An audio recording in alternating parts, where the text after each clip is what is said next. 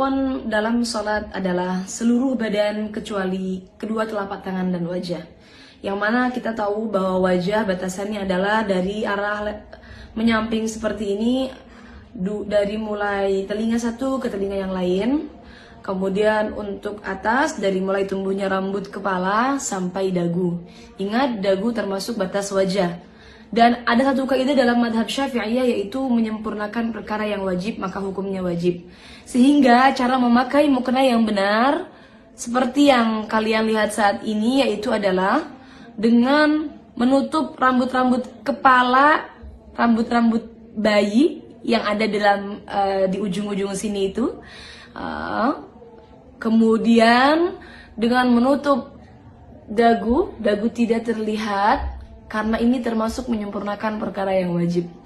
Dan juga pastikan rambut tidak ada yang keluar. Bagaimana kalau rambutnya banyak kecil-kecil di muka? Maka tentunya itu adalah rambut muka, bukan rambut kepala. Yang wajib ditutup adalah rambut kepala. Selesai pembahasan tentang wajah, mana yang boleh kita buka, kemudian kita akan masuk ke pembahasan tangan. Dan untuk tangan, seperti yang kita tahu, yang dimaksud dari kedua telapak tangan yang tidak termasuk dalam aurat perempuan dalam sholat adalah pergelangan tangan. Jadi sampai batas ini, batas pergelangan tangan. Yang tidak termasuk aurat adalah baik batin tangan ataupun punggung tangan. Ini semua tidak termasuk aurat. Tapi yang perlu panjenengan ingat, karena batasnya adalah di sini, pergelangan tangan, maka menutup sedikit bagian daripada pergelangan tangan hukumnya adalah wajib. Karena sesuai dengan kaidah yang tadi sudah kita bahas, yaitu adalah menyempurnakan perkara yang wajib, hukumnya adalah wajib. Sehingga teman-teman untuk menutup harus seperti ini. Nah, mohon maaf ini mukena saya agak seret. Nah, seperti ini. Menutup sedikit daripada pergelangan tangan.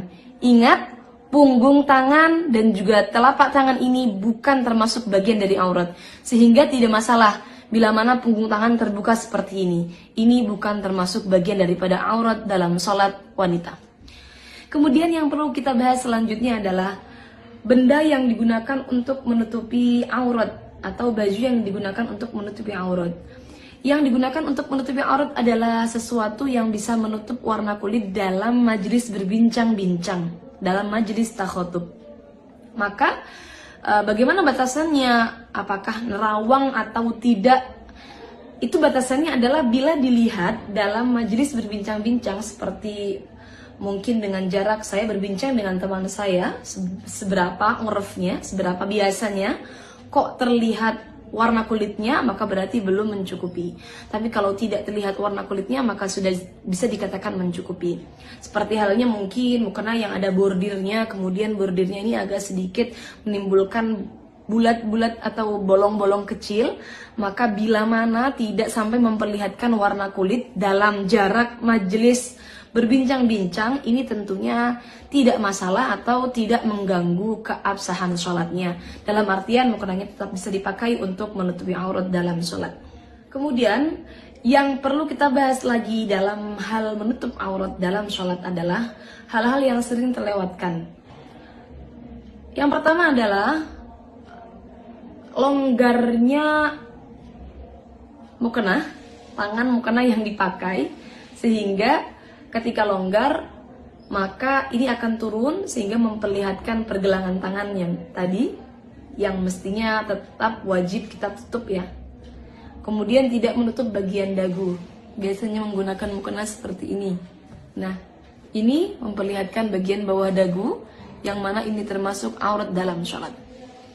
Kemudian kebiasaan yang salah adalah tembusnya rambut-rambut di belakang kepala ini.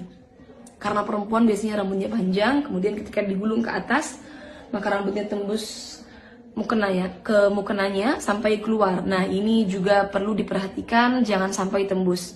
Teman-teman bisa mengatasi dengan mungkin menggunakan tutup atau ini ikat yang sampai menutup bagian belakang, atau dengan menggunakan tutup lagi di luar mukenanya. Jadi pastikan jangan sampai terlihat dari belakang. Kemudian selanjutnya yang sering terlewatkan adalah perlu diingat bahwa batin telapak kaki itu tetap termasuk aurat perempuan dalam sholat. Sehingga ketika sholat maka pastikan ketika dalam keadaan sujud batinnya tertutupi. Ketika dalam keadaan ruku maka bagian kakinya sudah tertutupi. Jangan sampai cingkrang mukenanya. Dari seluruh keterangan yang sudah saya sampaikan tadi, yang mana diambil dari beberapa kitab bermadhab Syafi'i, maka bisa disimpulkan bahwa mukena yang paling aman untuk perempuan dalam madhab Syafi'i adalah mukena terusan. Memakai mukena terusan seperti yang saya pakai seperti ini. Kenapa? Karena ini akan menutupi aurat perempuan dari arah-arah yang wajib ditutup, yaitu dari arah atas, samping, dan juga menutup bagian bawah telapak kaki. Karena telapak kaki termasuk dalam aurat wanita. Untuk teman-teman yang menggunakan mukena potongan, maka pastikan bagian leher tidak terlihat dari arah samping.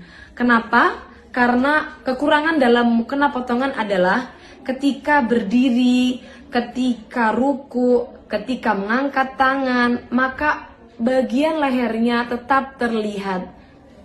Ini dari arah samping, bagian lehernya tetap terlihat. Walaupun toh sudah seperti ini. Kenapa? Karena pasti ada bagian-bagian longgar yang memperlihatkan bagian aurat lehernya. Kecuali bagian lehernya sudah tertutup sempurna, mungkin dengan menggunakan dalaman jilbab yang dimasukkan ke dalam pakaian.